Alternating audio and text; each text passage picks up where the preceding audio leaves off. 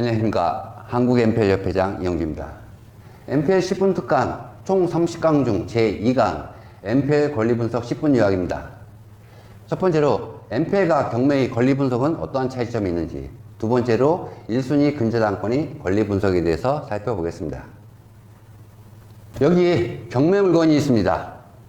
경매 물건이 동시에 MPL 부실세건입니다.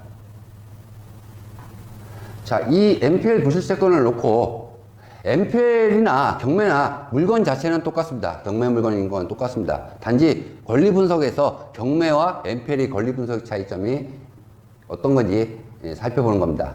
자, 여기 이 경매 물건이 다세대 주택을 MPL 부실세건을 매입하여 투자하고자 한다.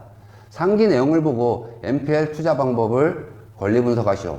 자, 경매 물건인데 이 물건을 갖다 놓고 자, 경매로 권리 분석이 아니라 MPL로 권리 분석입니다. 대부분들이 수강생들이 실무 수업을 들어오는 수강생들한테 이 권리 분석을 해보라고 하면은 대부분들이 하는 얘기가 유치권이 있냐 없냐, 법정지상권이 성립되냐 안 되냐, 또는 선순위 임차인이 있냐 없냐, 뭐 선순위 가등기가 있냐 없냐, 그런 얘기만 한참 합니다. 사실 그거는 경매 강의에 때 나타나는 내용이지, MPL에서는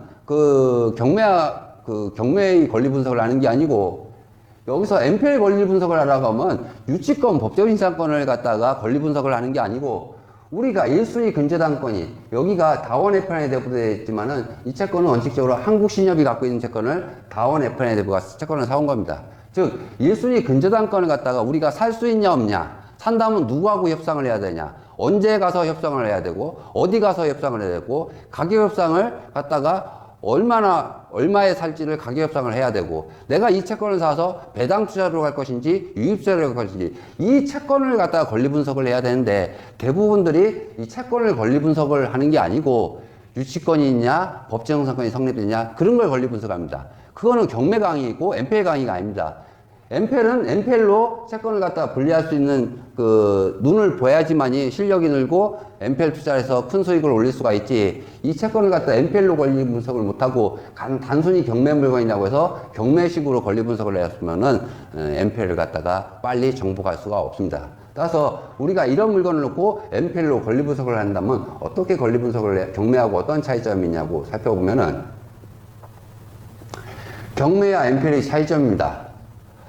같은 경매 물건을 가지고 권리 분석에서 차이가 있습니다.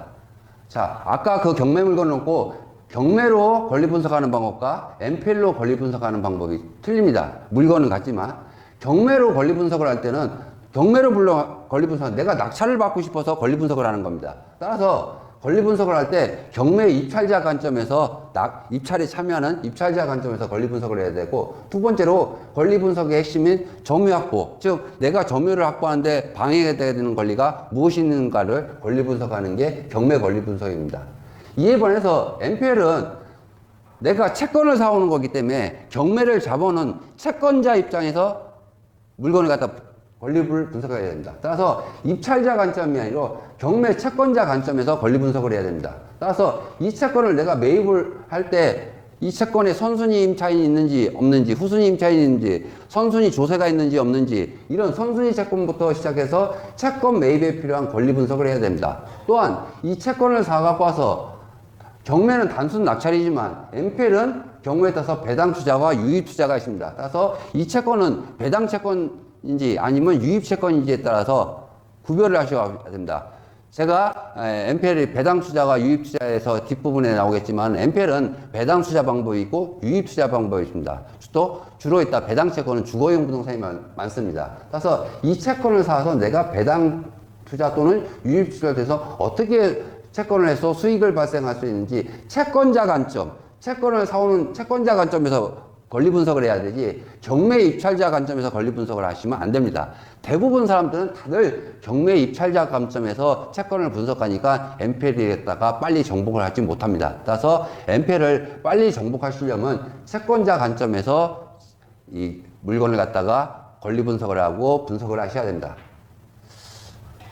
우리가 MPL로 투자 시 권리 분석할 내용에는 크게 있다가 6가지로 보면, 누가 채권을 매각하는지, 그 다음에 언제, 어디서, 무엇을 어떻게 왜 매각하는지를 해서 이해를 빨리 하셔야 됩니다. 그래서 누가 매각하는지 금융기관은 크게 했다가 제1금융기관, 유동화 전문회사, 기타 금융기관으로 이 세 덩어리로 빨리 나누셔야 됩니다. 그래서 채권을 사올 때 이 세 덩어리 중에 어느 금융기관하고 협상을 할 때에서 채권을 사오는 방식, 협상하는 방식이 다 틀려집니다. 그래서 금융기관이 여러 개 있지만 여러분들이 빨리 MPL을 이해하시려면 금융기관은 크게 세 덩어리로 나누셔야 합니다. 제1금융기관, 그 1금융기관이 채권을 사온 유동화 전문회사, 세 번째로 기타 금융기관, 1금융기관을 제외한 기타 금융기관으로 금융기관을 세 덩어리로 나누시고 누가 1금융기관 채권은 기관 투자자가 사오고 유동화 전문회사는 NPL 대부분이나 개인 투자자, 기타 금융기관은 NPL 대부분. 왜? NPL 대부분이 론세일로 파는 거는 NPL 대부분이 필요하기 때문입니다.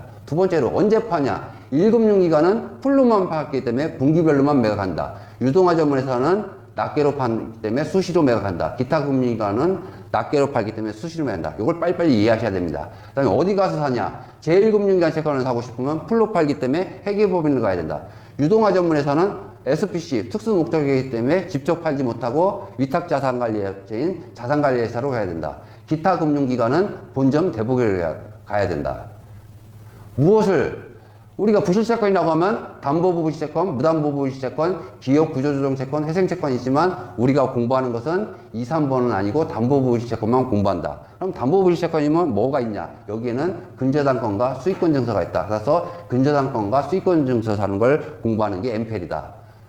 다섯 번째로 어떻게 제1금융기관은 풀로 매각이기 때문에 반드시 론세일로 사야 되고 유동화 전문회사는 개별 매각하기 때문에 론세일과 채무인수 방식이 있고 기타 금융기관은 개별 매각하지만 론세일 방식으로 매각한다는 거 매입 방식에 대해서 빨리 이해를 하셔야 되고 마지막으로 왜 금융기관이 왜 팔까? 많은 사람들이 질문합니다. 왜 금융기관은 좋은 채권을 왜 팔까? 금융기관이 파는 이유는 여러분들 돈 벌어주라고 파는 게 아니고 자기들도 필요해서 팝니다. 그 필요해서 파는 이유가 크게 세 가지가 있습니다.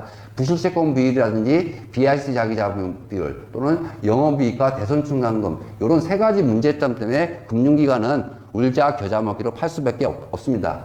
또 NPL을 사는 사람은 내가 사는 이유가 뭔지를 알아야죠. 우리가 사는 이유는 배당 투자 목적과 유입 투자 목적 두 가지가 있습니다. 배당 투자 목적은 연체이자 수익을 통해서 우리가 했다가 안정적으로 수익을 올리는 배당 투자. 그 다음에 유입투자는 채권을 이용해서 내가 확실히 경매로 낙찰받을 수 있는 유입투자 방식. 이 두 가지 투자 방식이 차이점에 대해서 빨리 이해를 하셔야지 NPL을 극복합니다. 마지막으로 우리가 채권을 사올 때 우리가 1순위 근저당권을 사오더라도 1순위 근저당권보다 더 빠른 선순위 채권이 있는지 그 다음에 우리가 채권을 사오는 방식인 론세일과 채무인 방식의 차이점 그 다음에 우리가 채권을 사려고 하면은 채권을 못 사는 사람들이 많습니다. 못 사는 이유는 채권은 그냥 가서 돈 주면 사오는 게 아니고요. 채권은 치열한 경합을 통해서 채권을 사오게 됩니다. 그래서 채권을 어떻게 사려면 어떻게 영업을 해야 되는지 이게 가장 중요합니다. 왜냐하면 대부분 사람들이 MPL 강의를 많이 들었지만 실질적으로 채권을 못 삽니다. 못 사는 이유는 채권을 갖다가 매입하려면 채권을 매입하기 위해서 열심히 노력을 해야죠. 즉 영업을 해야 됩니다. 이 채권 시장은 MPL 시장은 비즈니스 시장입니다. 따라서 자기가 채권 영업을 어떻게 했고 금융기관과 가격협상도 어떻게 하는지 이 채권 영업에 대해서도 이해를 하셔야 되고 그 다음에 가격협상 방법에 대해서도 공부를 하셔야 됩니다. 이런 걸 갖다가 이해를 하셔야지 MPL을 갖다가 정복할 수 있지 단순히 MPL 지식만 갖고는 안 됩니다. 그래서 여러분들이 우리가 같은 경매 물건이지만 이 물건을 갖고 경매로 권리 분석을 하냐 MPL로 권리 분석을 하냐 그럼 MPL로 권리 분석을 하는 건 어떻게 분류한 권리 분석을 하는 게 MPL 권리 분석인지 빨리 이해를 하시는 게 MPL을 갖다가 빠른 시일 내에 극복하시고 여러분이 경제적으로 큰 소득을 얻을 수 있는 방법이라고 생각합니다. 여기까지 부실채권의 MPL 부실채권의 권리 분석 10분에 대해서 요약에 대해서 설명드렸습니다. 감사합니다.